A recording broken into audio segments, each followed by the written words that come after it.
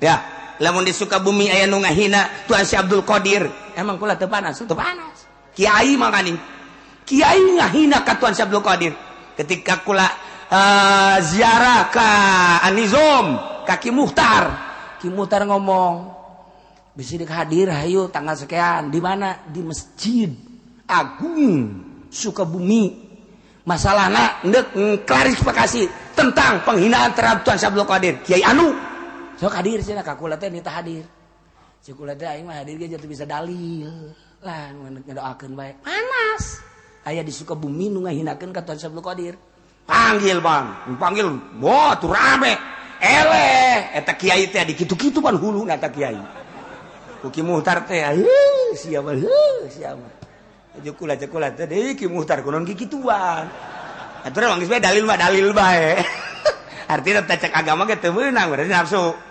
Teu masalah geus tah keur carita menang mah menang nyana. Ngan teu kudu dikitu-kitu.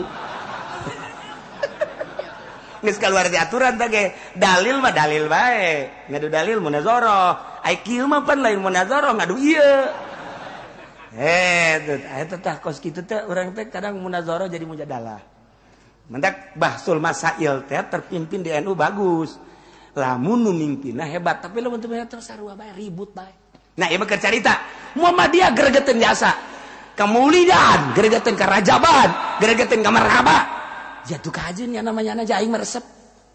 Ketika orang adanya Tala'al badru alaina min saniyatil wada wajaba syukru alaina mada'alillahi da.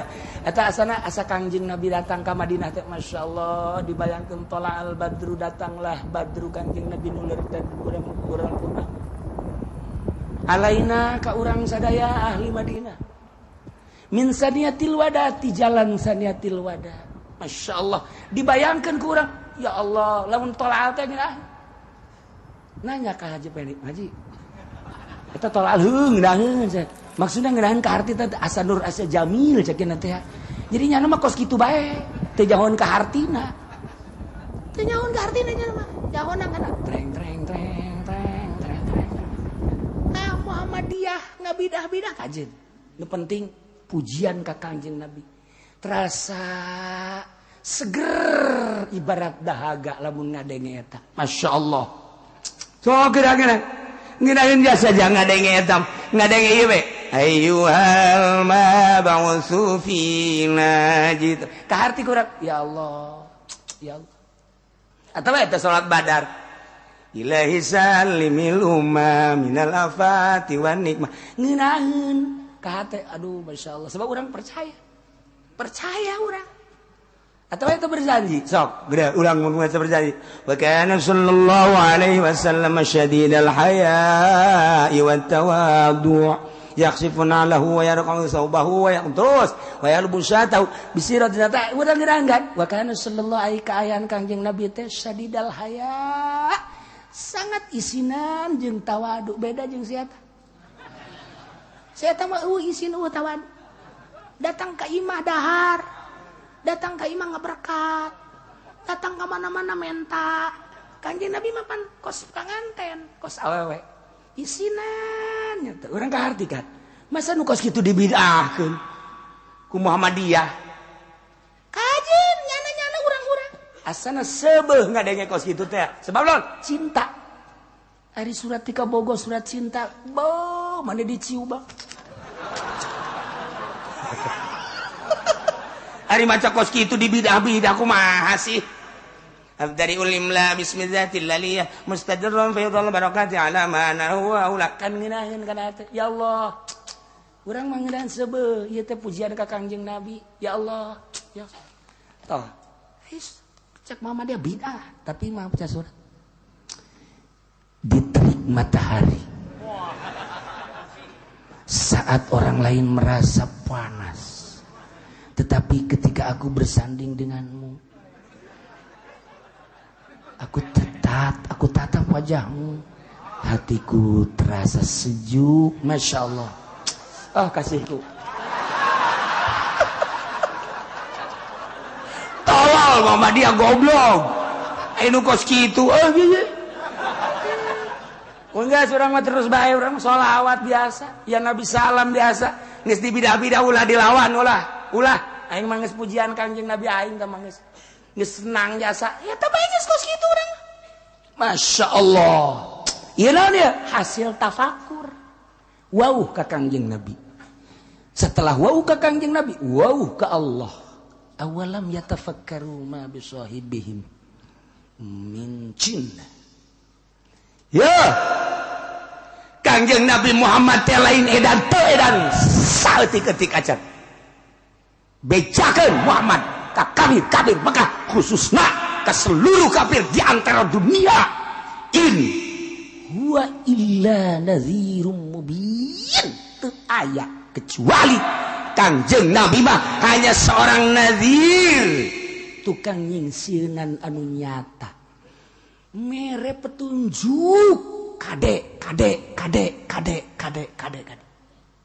mata Kangjeng Nabi lamun peuting naik ka sopa naik Kangjeng Nabi ini mah ka bukit sopa nunggeus ka Mekah mah kabayang sopa marwah mantak di Garut mah aya boga anak awewe ngaranan sopa boga anak kadua marwah jadi adik kakak ngaranna sopa marwah pas kebenaran lahir nu katilu lalaki Mina lahir deui nu kaopat awewe arpah beneran mah lain lalagaan ini mah di keresek di pesantren Garut nu mantak budak santri mah pake lalagaan budak horeng di kasopa ka marwah mah teu kudu ka ditu tadi mah eta ge aya bisa ada budak doh cendak mamang nyok budak nyok kiai si ulah sok aju ka ditu ulah terus-terusan eta kos kitu we budak pokokna mah sia endek kasopa ka marwah mah teu kudu ka Mekah tadi mah eta aya mana isuk-isuk tuh sopa tuh marwah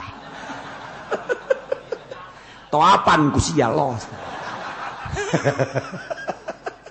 eta ku cinta-cintana meureun ku cinta-cintana ka sopa ka marwah ka Mina ka Muzdalifah araya kabeh ka Arfah aya kabeh anakna teh pake eta ngaranna eta sopa marwah kemudian Mina kemudian Muzdalifah kemudian Arfah geus beres moga anaknya teh lamun lahir deui naon meureun nya Bir Ali meureun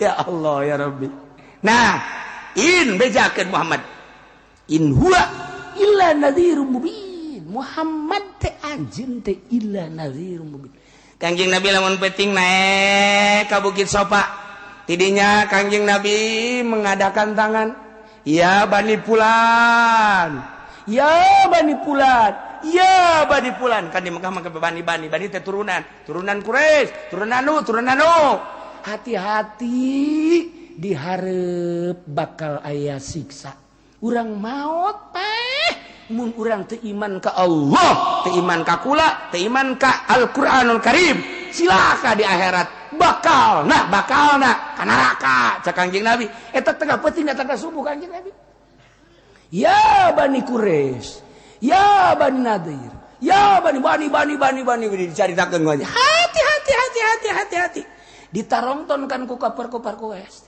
ditongton Muhammad keur naon sih gegeruan gitu ditarongton ya Bani anu nyanakan loba puluhan engke geus datang ka jam 3 jam 4 Kangjeng Nabi turun ka masjid nah kupar-kupar kues ngaromong edan Muhammad kunaon ngagero-gero kos kitunya atunya namanya bae ulah ka urang-urang cilaka cak jana cilaka bakal ka neraka tah mantak ieu ayatna ieu bejakeun Muhammad anjeun teh teu edan saeutik ge teu edan make saeutik ge ti mana min tidak lapat jinnah junna min jinnah edan ngaranna henteu aya minan berarti boro-boro edan gede edan leutik ente sama sakali mun dibongkar make bahasa bilaga panjang ngan pihartina kitu beta urang nu maca terjemahan mah bisa kitu tapi hiji-hijina bahasa min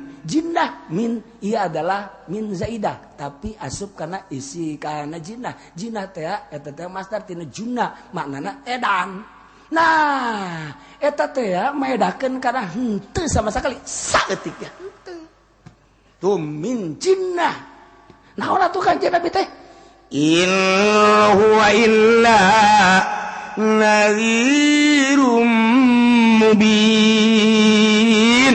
Oh deui Kanjeng Nabi Muhammad tamah kecuali hanya nadhirum mubin.